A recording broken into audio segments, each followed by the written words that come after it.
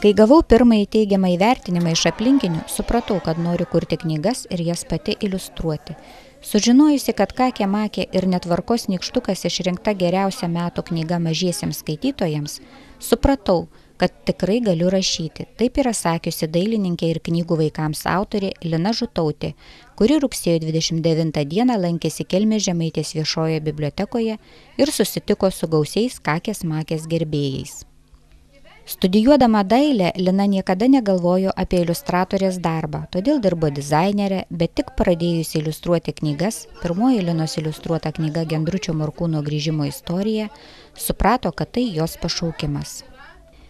Dailininkė papasakojo vaikams apie tai, kaip pradėjo piešti, kaip atsirado noras studijuoti dailę, apie vaikystės mėgstamiausią knygą Vytautės Žilinskaitės Kelionė į Tandadriką ir žinoma apie nenuoramos Kakės Makės atsiradimą, kurią sugalvojo sūnus Karolis.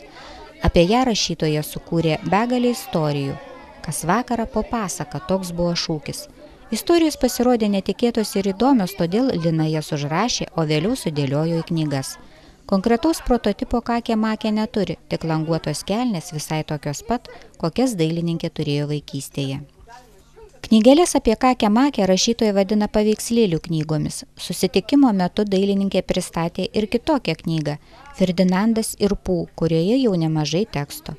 Baigianti susitikimui vaikai bandė eiliuoti, kurti savo keistus žodžius, švabar, kvabar, tinki, link ir panašiai.